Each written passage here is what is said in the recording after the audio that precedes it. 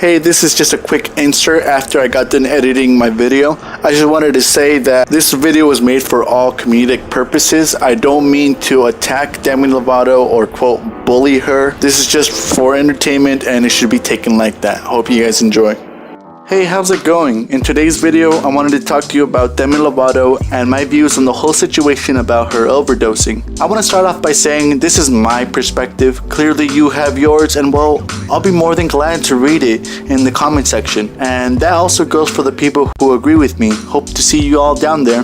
Also, I wanted to say that I don't listen to Demi Lovato's music. The only couple times I've listened to it is through the radio or my ex wanted to listen to her, but I'll give my opinion about that later. I got my information from the website called The Cut. I went to other resources and they basically read the same story. Lovato was rushed to the hospital on Tuesday, July 24th after a suspected overdose. A representative for Lovato confirmed in a statement that the singer was awake and alert. The article then goes on to read, the singer had been open about struggling with cocaine and Oxycontin abuse in the past and was reportedly treated at the scene with Narcan, which is an emergency medication used to reverse an opioid overdose. Now, I have a couple questions, but my first question is, who the fuck in their right mind would take a drug knowing you have a high risk of overdosing? To the point where you have to carry around some Narcan with you? Like, you have to be pretty fucking low on the totem pole to do such thing. I understand drinking till you're shit-faced drunk. I also understand getting high to the point where you black out. But taking dangerous pills, bro,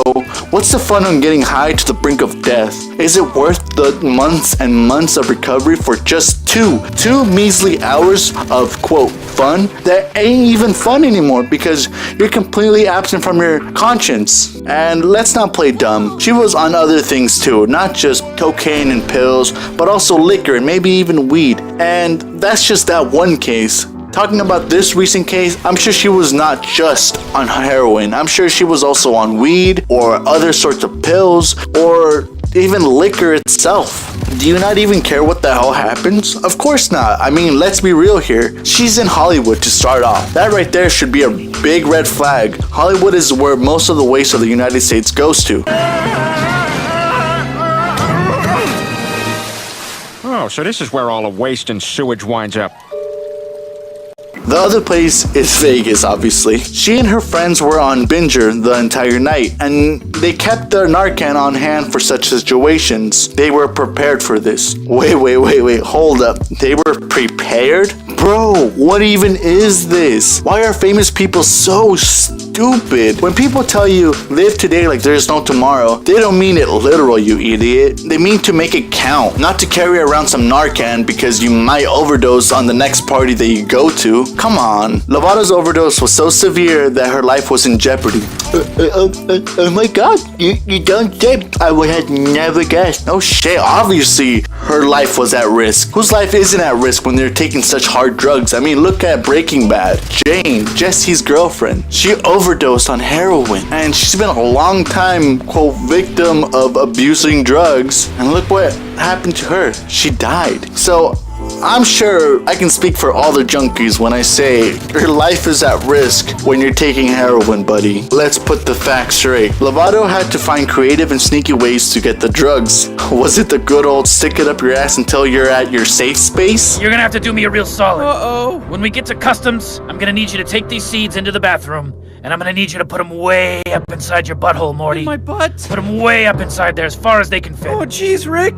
Lovato has spoken extensively about her struggles with substance abuse, bipolar disorder, and eating disorder. Okay, bipolar disorder, alright, understandable, but eating disorder? Listen here, Crimson Chin. Out of all the people, you should not have an eating disorder. You got fangirls who would sell their left ovary just to poke you. Just to poke you, for God's sakes. You got a family, not to mention a boatload of agents that look at you and look out for you and want only the best for you. Let's talk about your family too. I'm sure they're supportive, okay? Let's not play the victim card here, okay? You have family members that look out for you, who want you to strive for your best. And they have always been there for you, thick or thin. Ever since you were in your mama's womb, they looked out for you. So don't give me this crap that, oh, it's because I don't have family that supports me. That's why I don't eat well. Yes, you do. Yes, they can vouch for you. You do. Don't fucking lie to us. And if that's not good enough for you, you're worth $33 million. $33 million, man. You know what I can do with $33 million? Buy almost all the turtles in the world and then buy an island to live amongst the turtles. There's so much going for you. So when you tell me that you got an eating disorder, like how you said in your music,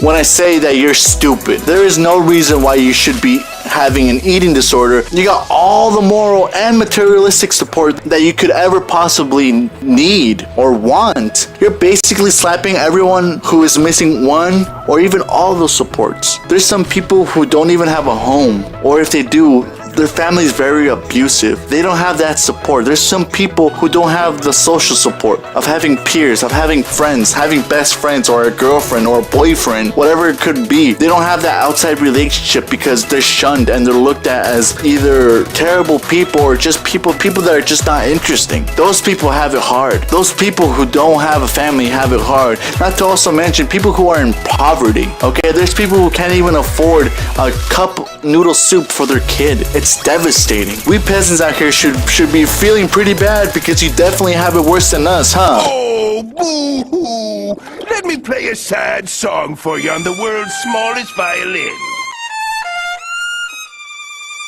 The article then goes on to say that some of her celebrity peers started the hashtag Pray for Demi, and that's about it. Now, I want to rant here. Listen, man, if you're doing this hashtag Pray for Demi or whatever the fuck it is, you're an ass-licking idiot. And before you go off getting offended and writing a 5-page essay on your blog about how someone was rude to you on the internet, listen to what I have to say. You're supporting a famous junkie. The bitch tried to cut out the drugs, but look what happened. She was back on them. Once a junkie, always a junkie. And you can go off and say, but she helped people with her music, her words, and her charities. But are you seriously finna justify her acts with just that? Any junkie before they got into drugs were outgoing people as well. Their families and peers can say and can vouch for them that they were heartwarming, loving, charismatic people, and they had ambitions. But when you look at them down the streets, or at the local townhouses, or at your local Walmart, what do you think? I'm sure it's between the lines of they're gross degenerates who throw away their life and they will never have a rebound because they prefer the fix rather than the continuous build for and to success. So what's the difference between Demi Lovato and a junkie around your local Walmart? One has the fun to get their fix whenever they please, and the other one is just flat out broke. But they're still committing the same crime, and they're still doing the same actions. This is the most blatant double standard I've ever seen. I don't think just because someone's famous, they should be allowed to do whatever the fuck they want to do without being shunned. If anything, I feel like it's ironic because you think someone in the limelight in front of millions of people of all ages would be hated for doing drugs, let alone fucking heroin. But of course, we got these cucks out here and these fangirls out here who defend her for it. Let me find out that my son is listening to or even dreaming about Lovato. Son, I'm finna put you up for adoption. Next thing you know, the kid's gonna be stealing money from me just to get a quick fix. You got me all the way fucked up if you think I'm gonna let you slip on by taking $60 away from my earned cash just so you can go get a quick fix. Man, you best be guessing my daughter won't be listening to her music either. She will be listening to some goddamn Shirley Caesar, some gospel stuff right there. Oh, and before you say it, let me beat you to it. But quiet, Cat. There's some rappers who drink cough medicine and have a good time. And to that, I have to say, people talk shit about them too. They roast their shit too. There's memes about people who drink lean, for God's sakes. And why don't you think there are hardly any rappers, any of those songs that talk about drinking lean on mainstream radio? Because it's shunned. It's taboo. You won't be driving around with your kid in the car blasting. I like drinking straight up. I like drinking, yeah. I like drinking lean. I like drinking codeine. I like drinking.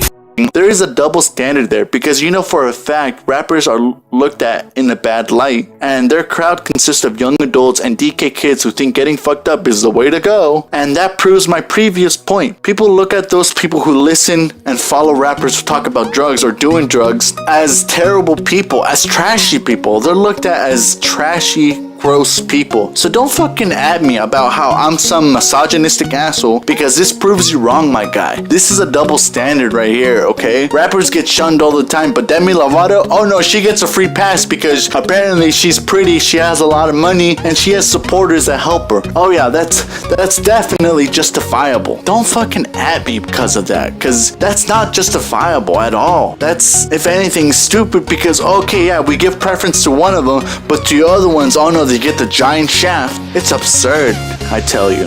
If I were to be honest about her music, I guess you could say I would put her next to Cardi B if we're talking about how, quote, good the music is. And well, to be frank, it's trash. It's just a 25-year-old woman stuck in a mindset of a 17-year-old girl who loves to party and who thinks she is right and everyone around her is wrong. Her music is as cliche as a Once Upon a Time story or the It's All a Dream story. Not to mention, it's obnoxiously annoying, both her voice and the beats that she uses. In conclusion, if you have to carry around drugs that help you reverse the effects of opioids, maybe you need to reevaluate your life. And if you've never touched a drug harder than the 3 common drugs, tobacco, weed, and liquor, I respect you, and you know better than to be on some stupid shit. Props to you. And with that, I have to say I hope you guys enjoyed today's video. Give me a thumbs up if you did, thumbs down if you didn't. Comment whatever you'd like to comment down in the comment section below. Whether it's Quiet Calf, you're completely wrong, you don't know what you're saying, or Quiet Calf, I see your point, it makes sense, whatever works is fine. Other than that, you have a great day.